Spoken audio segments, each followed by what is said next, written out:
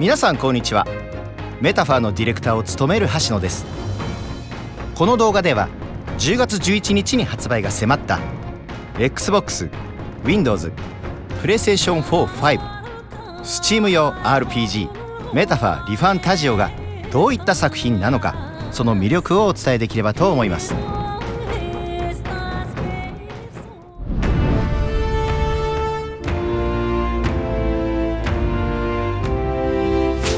物語の舞台はユークロニア連合王国。3つの国が連合王国として一つにまとまった強い国家だったのですが、現在の王家の力は衰退。正教と呼ばれる国教の幹部たちがこの国を実質的に支配しています。そしてこの世界には人間と呼ばれる恐ろしい怪物が存在しており、国民はそんな世界に対して恐れや不安を抱いています。混沌とした世界情勢の中、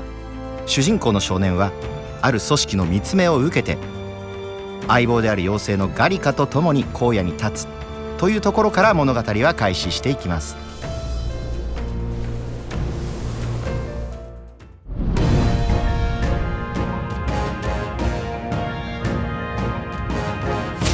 メタファーではプレイの感触にアクション性を加えています。バトルの基本はあくまで RPG の王道であるコマンドバトルですが、フィールド上での攻撃や回避、ダッシュ、サーチなど触っていて楽しい要素を存分に取り入れています。こ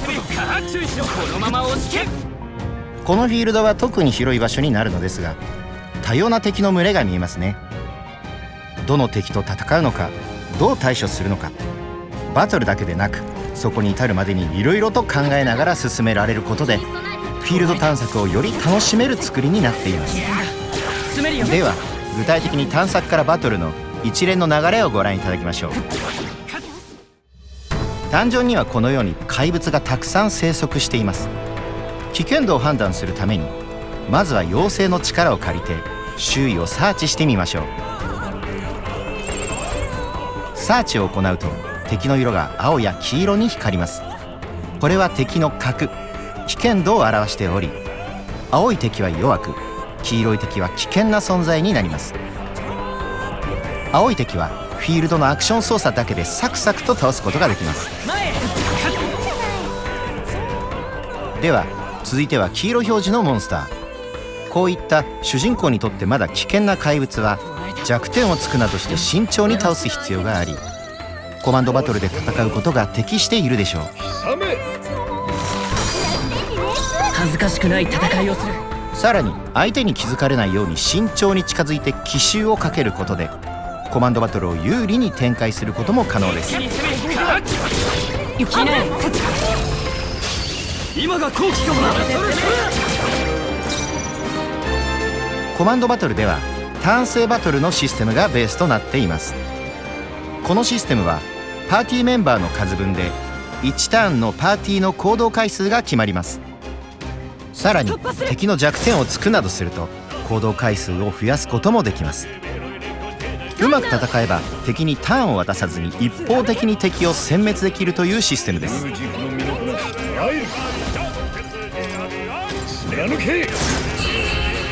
ただしこれはプレイヤーだけでなく敵側にも当てはまるため、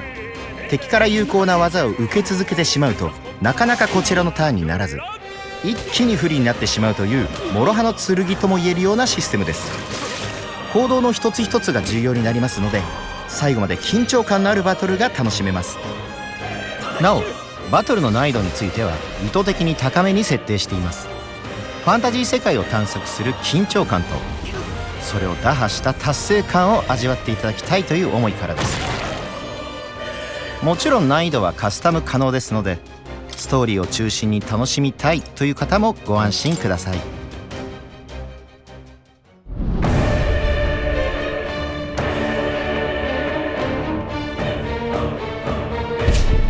物語の中、主人公たちは不安と向き合うことで誰しもが生まれながらに持っているアーキタイプという特別な力を覚醒します。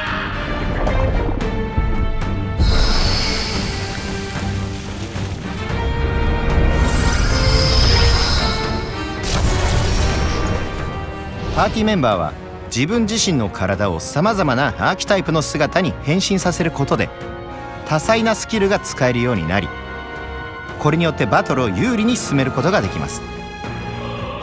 アーキタイプは基本特性が14系統、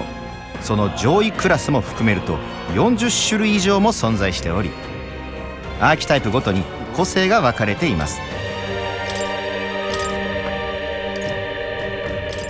文句成長に伴ってアーキタイプはスキルを習得していきます。最後の一撃すごかった。悪くない素晴らしい。これらのスキルは別のアーキタイプに引き継いで使用することもできます。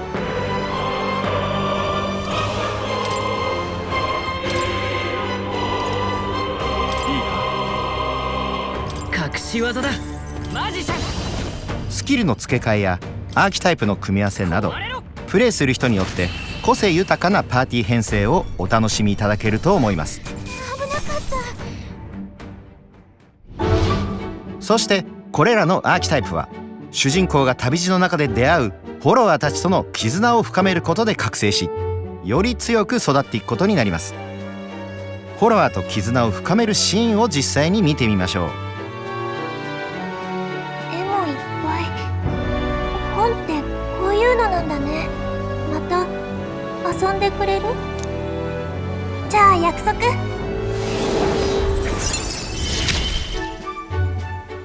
ありがとう。このように人々との交流を通じて自分たちが多彩なアーキタイプを覚醒できるだけでなく、フォロワーたち自身が主人公にさまざまな支援をしてくれるようになります。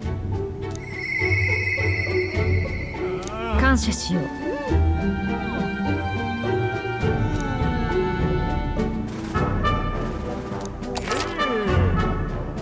魅力的なフォロワーたちとの物語はぜひゲーム本編でお楽しみいただければと思います。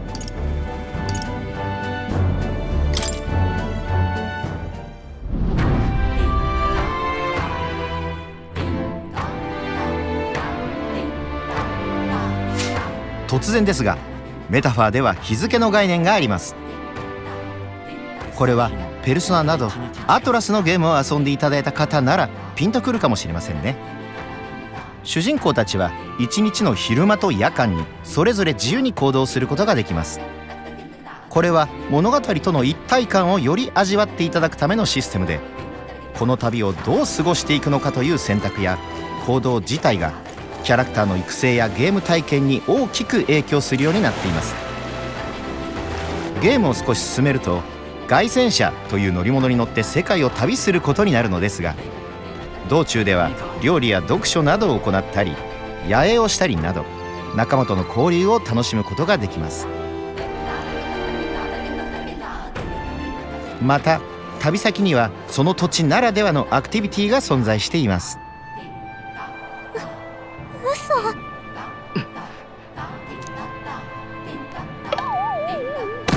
あんたね。こうした体験は資質を伸ばしていきます。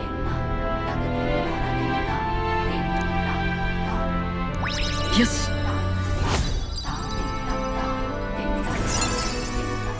資質を伸ばすことで新たな依頼を受けたり、新しい支援者と交流を持つきっかけになったりします。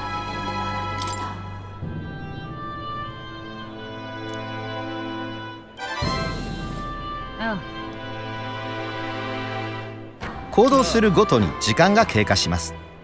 限られた時間の中でどういった行動をするかはその時々でプレイヤーの皆さんが自由に選択いただけます。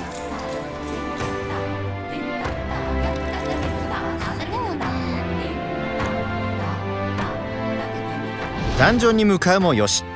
仲間たちとの交流を行うもよし、資質を磨くもよし、あなただけの旅を通じてメタファーの世界を心ゆくまでお楽しみください。いかがだったでしょうか。本作はアトラスブランド35周年を記念した我々の集大成といえる RPG であり、そしてアトラスが初挑戦する大型のファンタジー RPG です。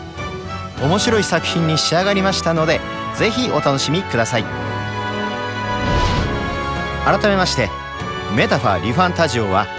ご覧のプラットフォームにて10月11日に発売します。本日より製品版へセーブデータを引き継げて、物語の導入部が丸ごと遊べるプロローグ体験版の配信が開始しております。ダウンロードしていち早く本作の世界を楽しんでいただけると幸いです。